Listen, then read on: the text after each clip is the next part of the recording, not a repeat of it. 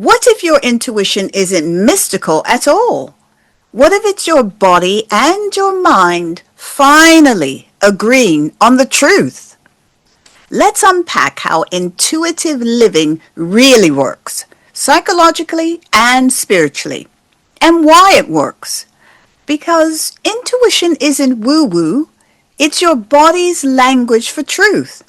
You've just forgotten how to listen. Stay with me. Hey there, lovely people. Thanks for watching from wherever you are today. Quick favor before we get going, tap that like button, say hi in the comments, and of course, subscribe with the little bell so you don't miss anything. And if you're listening on Apple or Spotify, hit auto download so every new episode finds its way to you straight away. Let's dive in. You're listening to the Inquisitive Wren podcast, the show that brings you philosophical ponderings of your life from a bird's eye view. Now, here's your host, Shah.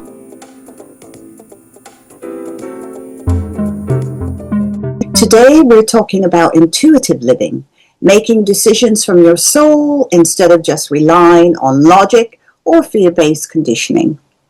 So many of us are taught to overthink, to analyze, to dissect everything, yet our deepest truths often whisper, not shout. This episode will help you move beyond logic and into alignment with your inner knowing.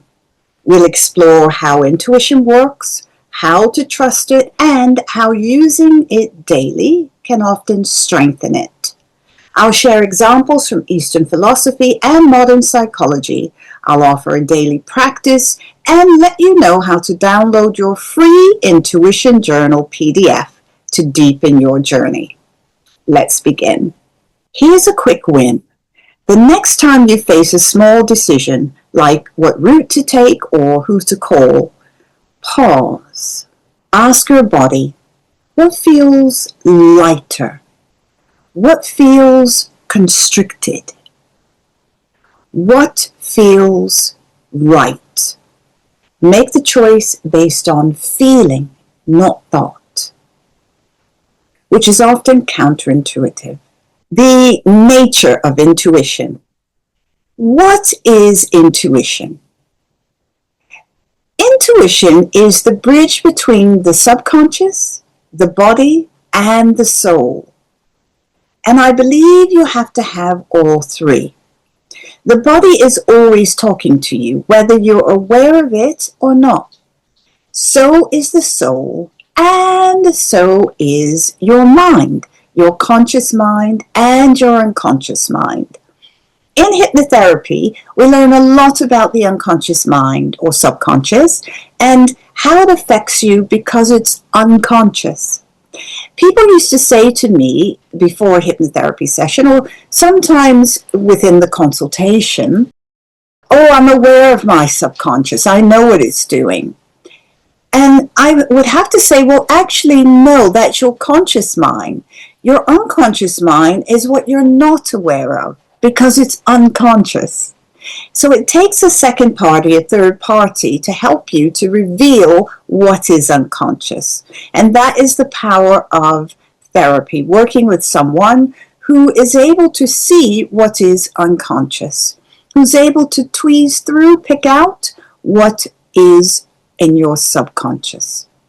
In psychology, Carl Jung described intuition as perception via the unconscious. And in Eastern philosophies or Eastern traditions, intuition is seen as the connection to the inner teacher or the higher self. In Vedanta, it's known as prajna, the wisdom that transcends intellect. Intuition often arises in stillness, in dreams, or when the rational mind quiets. This is why meditation and mindfulness can be so powerful. Even the practice of Tai Chi. Tai Chi is akin to that mind-body movement. The mind thinks of the movement as it moves through. The body feels the natural flow of the movement. And the soul benefits from that connection that it is so often seeking. The Oxford Dictionary describes intuition as the ability to understand something instinctively without the need for conscious reasoning. Intuition often arises in stillness, through dreams, or when the rational mind quiets. And this is why meditation and mindfulness can be extremely powerful. Why logic alone can be limiting. Logic is a beautiful tool, but is rooted in the past, in what you already know, and that can surprise a lot of people. The reason why it's rooted in the past is because of the weighing up. You are comparing and you're pulling from all the knowledge from before, everything you've read, seen, or heard from before. Even research does that. And the purpose of research is to explore, to expand, to learn, to grow, to find something new. And this is what intuition can do. You are seeking something new, but a part of it is what you already know. Intuition opens you to the possibility. It's not illogical, it's supralogical, meaning a deeper intelligence. It goes deeper than your conscious mind, than what you would do on your own in a logical space or on a logical level. Using only logic leads to overthinking, often anxiety and paralysis. You become so overwhelmed that you do nothing. You're paralyzed. Intuition brings clarity, calm, and flow. Try this. To strengthen your intuition, let's take 5 minutes to do a muscle exercise. Because intuition is like a muscle. The more you use it, the stronger it becomes. Take a moment to ask yourself, and you can do this with your eyes open or closed. You don't have to go into a meditative state as we know it, but it is part meditative because you are you're pulling from the past at the moment. So I'm asking you to go back and ask yourself one of those questions that you just never seem to get an answer to. In fact, it can become so daunting that you just leave it. Now take a few moments to notice if you are flooded with information, in other words, memories of the past, information from the past, logic, rationale, or if your mind is in an exploratory space.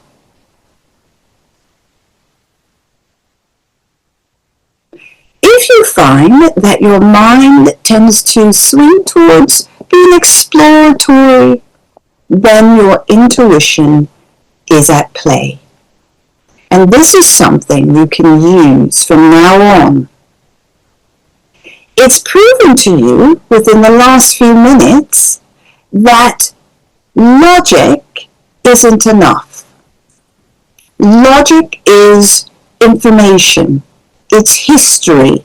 It's memory. You will arrive at a conclusion, a thought, a final result once your intuition has been given free rein to be explored. Steve Jobs once said, "Have the courage to follow your heart and intuition. They somehow already know what you truly want to become." That feels quite simplistic. However, we all know that it isn't.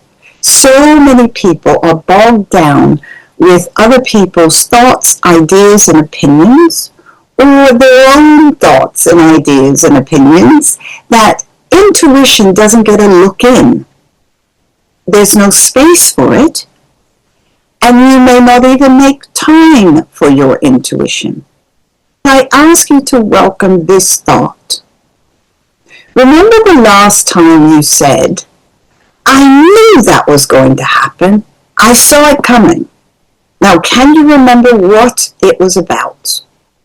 Can you remember who was involved? If it was about yourself, in some way or about somebody else, but if it was about yourself, it may be about somebody else, but if it was about yourself, think about what was happening in your life around that time.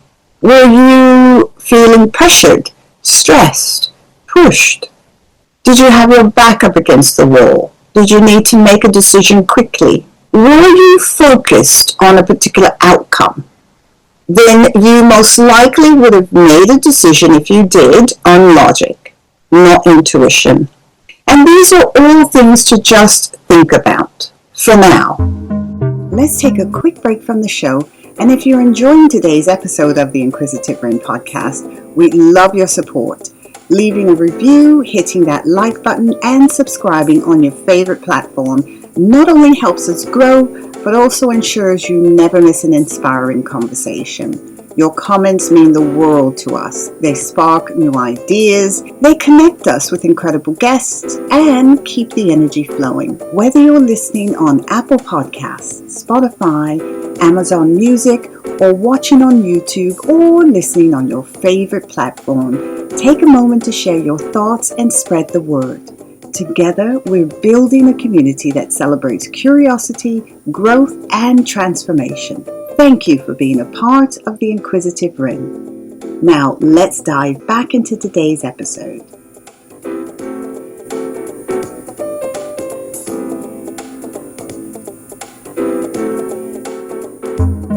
Albert Einstein credited intuition as the source of his brilliant ideas. He said the intuitive mind is a sacred gift. And it is. The more you get in touch with your intuitive nature, because it is natural for us to be intuitive, the more you learn about yourself and the world in which you live. Now is the time to help you to learn to enhance your intuitive connection. And I want you to keep in mind that you don't have to go looking for intuition. It is already within you. You were born with it. It's a part of being human. Now you may be asking, well, some people don't seem intuitive at all. That may be because they're not interested in intuition. They may live a very logical, rational life. They may only believe in their own logic, rationale. And scientists will often say, I need proof. This is where the debate often comes in. You can't put your finger on intuition, although the results are palpable. But you can't touch it, just like you can't physically touch the brain. But you know that the mind exists because of the results of your thoughts. Your thoughts create things. So in order to enhance your intuition, in order to enhance that connection, because it's already there, it is often helpful to, 1, spend time in silence, and 2, spend time in nature. Let's look at both. People often find it difficult to be in silence. This is why some people just talk and talk into the air, because they find it difficult to just be silent. Silence does something to people, but I want you to keep in mind the mind-body-soul connection here. When you're speaking, or when someone is speaking to you, what is being fired off here? All of your neural pathways. So you're engaging the mind because you're putting 2 and 2 together with the information you're receiving. You're engaging the mind because you're judging, you're weighing it all up. Does this resonate? Does this not? Is this true? Is this not? What do I think about this? What do I think about the person? What do I think about the message? What's being said? You're engaging the body. You're engaging your auditory senses. So the ear, specifically the inner ear, and the ear captures sound waves and converts them into electrical signals that are then transmitted to the brain for processing. So now we're back to the brain. The body does its work, the inner ear, but then it's sending these sound waves right back through to the brain to process. So your mind and your body are full on during the listening process. Now, what happens as you are speaking? So as you're speaking, the part of the body that is engaged is the larynx, also known as the voice box.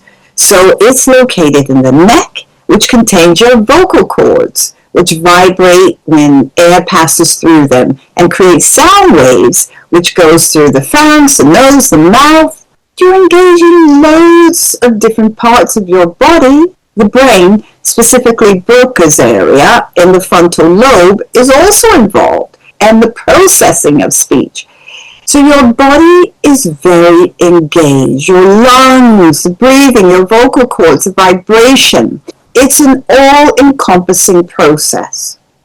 It takes more out of you to speak and listen than it does to be silent. And you can do this experiment at home. When you're speaking, because it's so natural, second nature to us now, notice how much you're engaged, what's happening, your hand movements, your body movements, your head movements, everything. Your breathing, your voice, your lips, your mouth, your mind, your eyebrows. And notice what's happening for you as you're listening. Some people have an increased heartbeat as they listen. And that can be for many reasons. Sometimes there's anxiety about what's being heard. And scientists have found in some research that people can often fear. They're fearful of not agreeing with something. So spending time in silence gives your mind a break, although people who struggle with meditation and mindfulness will argue that point. But that's the purpose of those two practices, is to help you to learn to be in silence. If you can find a space within yourself to become silent, you will find that your life will change. And in some areas quite dramatically, for the better. And let's look at nature. So being in nature has many benefits, not just fresh air and the scenery, which can have a calming effect, but also the sounds, perhaps of the birds singing, the creek flowing, the sound of the leaves beneath your feet. All of those aspects contribute to your experience of being in nature. Physiologically, it can help to reduce stress, so cortisol, lowering blood pressure, heart rate, improving overall physical and mental well-being. But also being in nature can help you with physical activity, just walking. Being in nature can be a natural stress reductor. It can reduce stress immediately. Exposure to green spaces, to clean, fresh air, can help to calm your state of mind, your body, and your soul. Your soul goes back to nature for rejuvenation. And this is why natural resources such as baths, walking on the sand, being in the sea can help. Guided meditation. Let's do a guided meditation to reconnect with your inner knowing. Find a comfortable space. Ensure that you will not be disturbed. Turn your phone off. Take in a couple of nice deep breaths. And then visualize a golden light in your gut or your heart area that pulses stronger when truth is present. Allow your mind and body to resonate more with truth. Be open to the concept of your intuition being your truth serum. Intuition fuels your truth. Open the door to your intuition. Allow it to be a safe haven, your space, your protector, your guide and helper. Now, allow an unresolved question to surface and simply and naturally listen for the answer. You can hit pause if you choose to do so and resume once you're done. Take as long as you like.